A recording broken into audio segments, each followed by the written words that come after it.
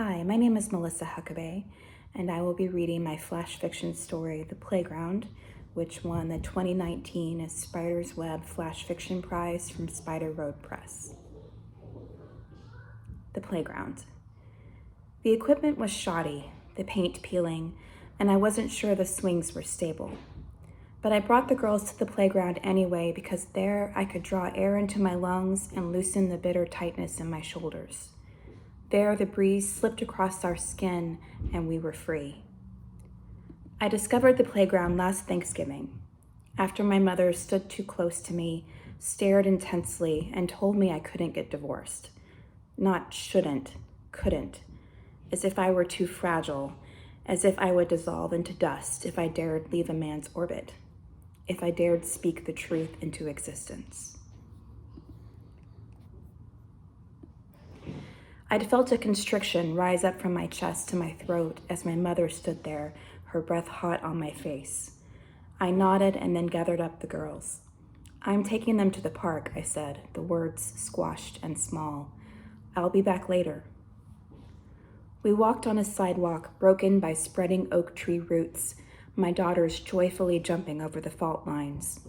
I stepped over the cracks cautiously, warning the girls to watch their feet. They never heeded my warnings. They weren't like me. The neighborhood was unfamiliar.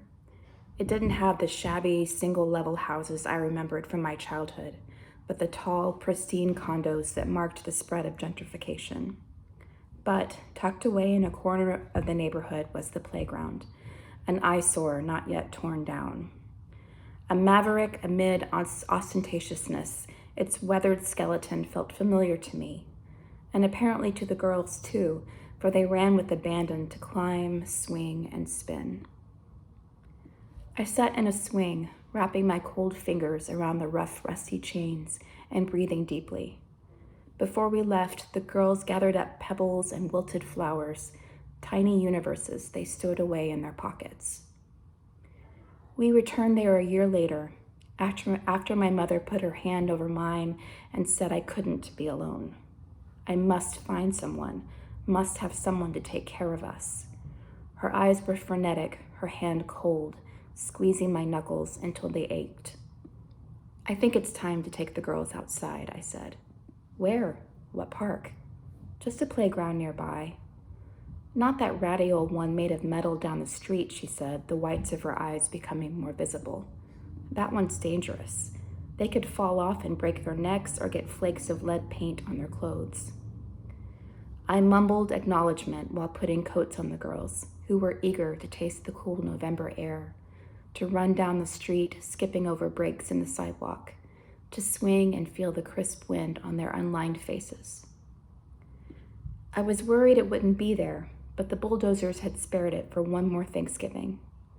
My daughters gleefully shed their coats and scaled the ladder to swing on monkey bars and hang upside down. Their faces were flushed with freedom, and I could breathe. My mother's words reverberated in my mind. "You must find someone, you and the girls." Because all girls must be found, not left to languish in the wild, it seemed. How many universes could we travel if we stayed lost? I wondered as my hair whipped in the wind. The following Thanksgiving, we discovered the playground was gone, and the bones of a larger, newer one, made of gleaming, polished wood, stood in its place. Bulldozers and excavators flanked the structure, hard at work digging up the earth and casting it aside. My daughters cried in disappointment. My shoulders felt heavy as stones. I knew the old playground had been shabby and maybe dangerous. The newer one would keep my girls safe. But I felt a tightness in my throat and was surprised by a single hot tear on my cheek. On the walk back, my daughters still skipped over the fault lines in the sidewalk. They still tucked pebbles in their pockets. They weren't like me.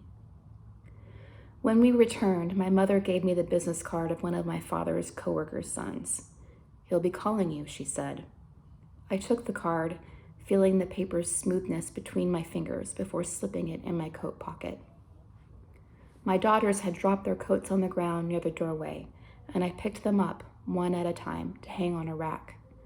I hung my coat next to theirs in a neat row, remembering the tiny universes still hiding in my girls' pockets.